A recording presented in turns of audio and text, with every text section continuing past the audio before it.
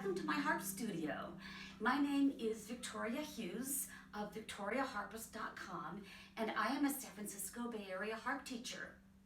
My practice is devoted to teaching people not just to play the harp, but to play the harp beautifully. And this video is the first in a series of 10 specifically for adult beginning harp students. And it doesn't matter what kind of harp you play on, whether you're playing on a pedal harp like we have over here, or a troubadour, this is sort of a medium-sized harp, or whether you're playing on an Irish or Celtic or folk harp like I have over here. Everything that I teach you will apply to all harps, even to lap harps. Before we continue, I just wanted to tell you all a little bit about myself. I was born and raised in the San Francisco Bay Area in Berkeley, and when I was 5 years old, I declared to my mother that I wanted to play the harp. Now, I don't know where I saw my first harp. My family was rather musical, so it could have been that I was taken to an orchestra and I saw a beautiful gold harp rising out of the instruments. I don't know. But I knew that I wanted to play the harp, and even more than that, I knew that I would play the harp. I didn't get to start at 5, but I did get to start at 12, and soon I was at the San Francisco Conservatory of Music, and then after that, I was accepted to the Peabody Conservatory of Music, that's part of Johns Hopkins University, and I have my degree in harp performance. And now I want to ask all of you, what brought you to the harp? Were you like me? Did you always want to play the harp since you were a child? Or did you take an interest in the harp as an adult? I would love to hear the experiences of everybody watching this video.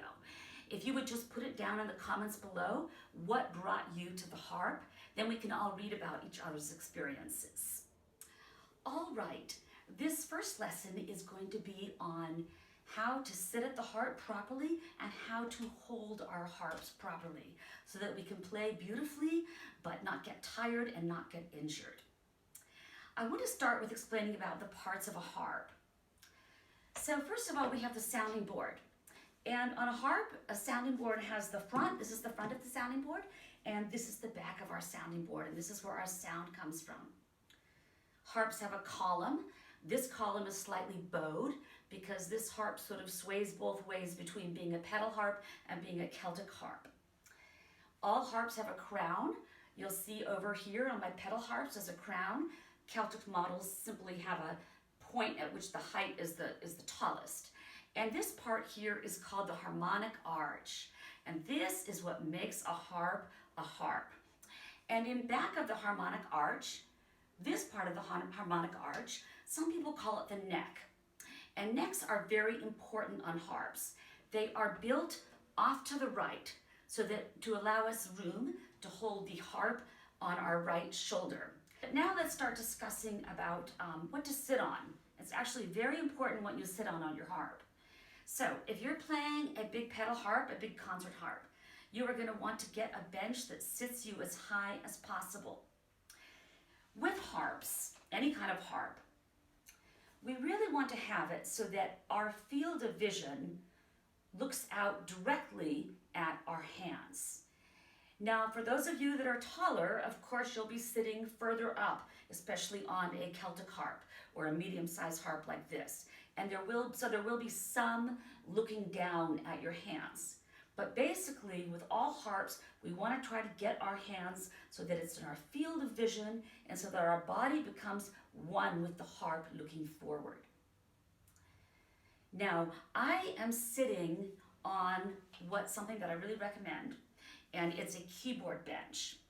A keyboard bench is different from piano benches. Keyboard benches have a X-like mechanism, and some of them go quite low. If you're playing on a Celtic harp, for instance, you will need to get a chair or a bench that's quite low. You want to get something that's as low as possible without you actually winding up on the floor. But with all harps, it's important to try to have your hands out in front of you. So when we're playing the harp, we want to make sure that we are positioned correctly so that the harp does not feel heavy on our shoulders. And every harp has a certain amount of tilt back. And when you get it just right, the amount of tilt back that that harp is built for, then the harp will actually stand momentarily on its own. And I call this the sweet spot. And I'm going to show you now how to achieve the sweet spot with your harp. First of all, do not sit all the way back on your bench. Likewise, don't sit on the edge. Sit about halfway back or about 3/4 of the way back. Next, position yourself behind the harp, directly behind it. And then I want you to take your bench and move it about 2 inches to the left. And that will mean that when you're pulling back your harp, it's actually going to hit you on the right side of your forehead. And we want that because that's a good sign. It means that we're on our way to achieving our sweet spot. So sit directly behind, move your bench or chair a few inches to the left so that when you pull your harp back, it hits you right here. And then you may be saying, what am I going to do with my head? How do I? Well, what you're going to do is just take your head and just put it around and over the sounding board. Remember, we want to be at one with the harp. So resist the urge to do this. Also resist the urge to do that. We want to be looking straight with our strings. Now, the distance between us and the harps is very important to achieving the sweet spot.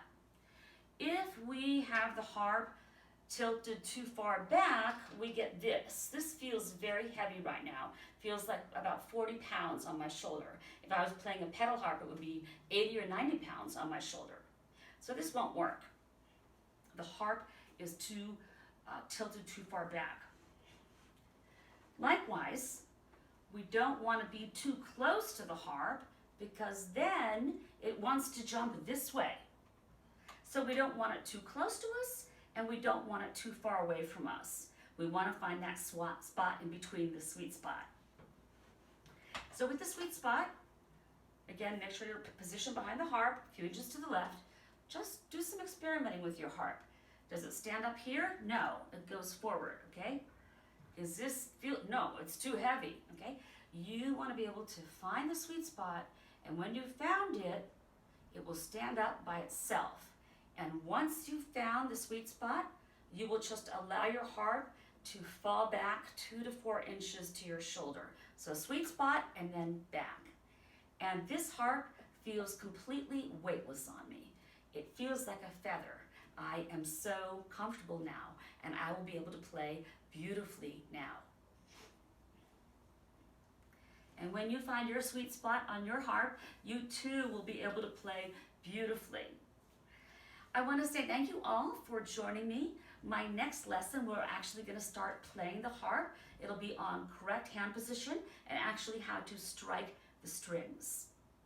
You know, I always say that anybody can play a harp, but to play the harp well and beautifully just takes a few tips from somebody that knows how to do it. So I look forward to all of you joining me for playing the harp beautifully.